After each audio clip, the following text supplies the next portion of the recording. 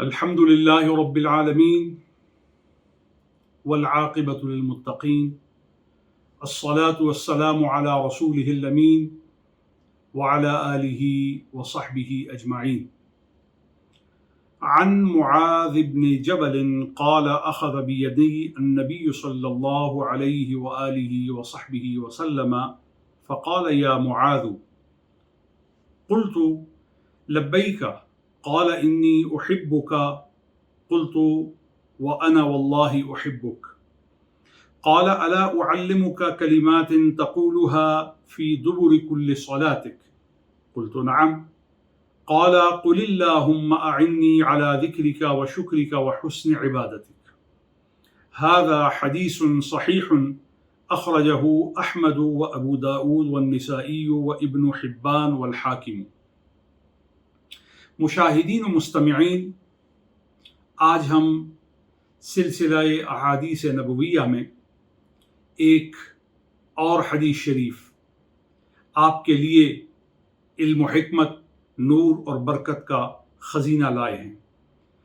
سیدنا معاذ بن جبل رضی اللہ تعالی عنہ، جو قبیلہ خزرج سے ہیں اور طبقہ اصحاب نبی میں انصار سے ہیں اور فقہاء صحابہ کرام میں ہیں۔ آپ وہ جلیل صحابی رسول ہیں جو 12 برس کی عمر میں حضرت مصعب ابن عمیر رضی اللہ تعالی عنہ ہم شکل رسول کی تبلیغ سے اور ان کی صحبت سے متاثر ہو کر حلقہ بگوش اسلام ہوئے۔ اصحاب بدر میں بھی آپ شامل ہیں۔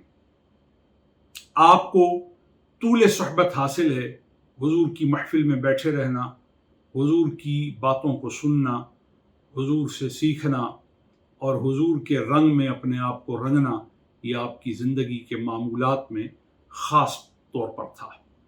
حضرت معاذ بن جبل رضی اللہ تعالی عنہ کا گھر مسجد قبلتین کے قریب تھا۔ آپ ان عظیم لوگوں میں سے ہیں جنہیں نبی کریم صلی اللہ علیہ وآلہ وصحبہ وسلم کے عمال، گورنروں میں شمال کیا جاتا ہے۔ حضرت معاذ بن جبل کو حضور نبی کریم صلی اللہ علیہ وآلہ وصحبہ وسلم نے یمن کا گورنر مقرر کیا، جس میں حضرت معاذ بن جبل کی عملداری میں صنعاء اور کندہ، حضرموت اور جن اور زبید، یہ سارے علاقے جو ہیں حضرت معاذ بن جبل رضی اللہ تعالی عنہ وارضاہ کے زیر نگیں تھے۔ اور جب آپ کو یمن کا گورنر مقرر کیا گیا، اس وقت آپ پہ بہت قرض تھا۔ نبی کریم صلی اللہ علیہ وآلہ وصحبہ وسلم نے آپ کو یمن کے لیے جب روانہ کیا تو جہاں اور بہت سی ہدایات فرمائیں، وہاں آپ کی شفقت، وہاں آپ کی خصوصی عنایت کا ایک پہلو یہ بھی تھا کہ حضور نے فرمایا، معاذ، اگر تمہیں وہاں کوئی شخص ہدیہ دے تو اسے قبول کر لینا، تم پہ بہت قرض ہے، میں تمہیں اس کی اجازت دیتا ہوں۔ اس سے اندازہ ہوتا ہے کہ صحابہ کرام رضوان اللہ تعالی علیہم اجمعین کے دلوں میں، ان کی رغبت میں، ان کے مزاج میں دنیا کی محبت ہرگز نہیں تھی، اور وہ موقع ملنے پر بھی دنیا کی طرف راغب ہونے والے نہیں تھے۔ آج جس حدیث پر ہم گفتگو کر رہے ہیں، یہ حدیث صحیح ہے، جس کو حضرت امام احمد بن حنبل نے بھی اور محدث ابو داود، نسائی، ابن حبان اور امام حاکم نے بھی اس کی تخریج کی ہے، اور امام بخاری اس کو ادب المفرد میں بھی لائے ہیں کہ نبی کریم صلی اللہ علیہ وآلہ وصحبہ وسلم نے اپنی سواری پر حضرت معاذ بن جبل کو اپنے ساتھ بٹھایا ہوا تھا، اور آپ کا ہاتھ پکڑ کر کے سید عالم صلی اللہ علیہ وآلہ وصحبہ وسلم نے فرمایا، اے معاذ، میں تم سے محبت کرتا ہوں۔ آپ نے عرض کیا، رسول اللہ، میں بھی آپ سے محبت کرتا ہوں۔ فرمایا، میں تمہیں ایسی چیز نہ سکھاؤں جس کو تم اپنی ہر نماز کے بعد پڑھو؟ تو عرض کیا، رسول اللہ صلی اللہ علیہ وعلی آلہ وصحبہ وسلم، ضرور۔ آپ نے فرمایا، یوں کہو، اللہم اعنی علی ذکرک وشکرک وحسن عبادتک، اے اللہ میری مدد کر اپنے ذکر پر، اپنے شکر پر اور اپنی عمدہ عبادت پر۔ اس فرمان نبوی کا اور حدیث شریف کا جو مفہوم ہے اس سے یہ بات سمجھ میں آتی ہے کہ نبی کریم صلی اللہ علیہ وآلہ وصحبہ وسلم کا حضرت معاذ بن جبل کو اپنی سواری پر اپنے پیچھے بٹھانا اپنے ساتھیوں کے ساتھ حسن سلوک اور شفقت کا پہلو اس سے برآمد ہوتا ہے، اور حضرت معاذ بن جبل کو بغیر سوال کے کچھ سکھانا اس بات کی دلیل ہے کہ اپنے ماتحتوں کے ساتھ علمی، تربیتی، اصلاحی رویہ رکھنا یہ قیادت کی اہم ترین ذمہ داری ہے۔ چنانچہ حضرت معاذ بن جبل کو جب نبی کریم صلی اللہ علیہ وآلہ وصحبہ وسلم نے مخاطب کیا تو آپ نے لبیک و سعدیک یا رسول اللہ کہا۔ یہ وہ حق تھا جو حق تعظیم رسالت ہے، جو صحابہ کرام میں بطریق اتم پایا جاتا ہے۔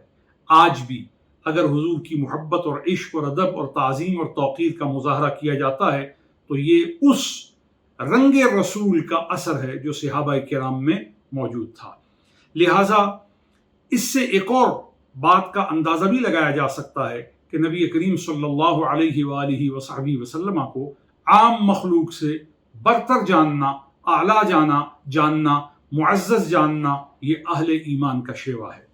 اس حدیث شریف سے پتہ چلتا ہے کہ جب آپ اپنے احباب سے، احبہ سے، رفقا سے بات کرنے لگیں تو آپ ان کا ہاتھ تھام کر انہیں اعتماد دلائیں، انہیں اپنی محبت کا یقین دلائیں اور ان کے دل میں اپنی محبت کا اثر پیدا کریں اور ان کے اندر اخلاص اس طریقے سے پیدا کریں کہ وہ آپ کے ساتھ، دین کے ساتھ، دعوت کے ساتھ، پیغام کے ساتھ غیر متزلزل طور پہ منسلک ہو جائیں۔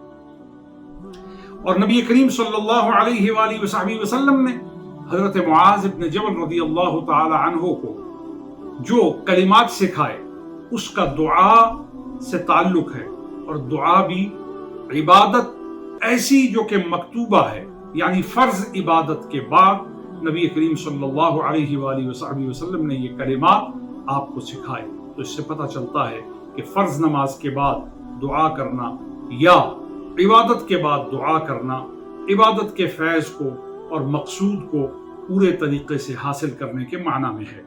لہٰذا اللہم اعنی علی ذکرک، اے پروردگار تو مجھے اپنے ذکر پر مدد عطا فرما۔ اور ذکر کا معنی کیا ہے؟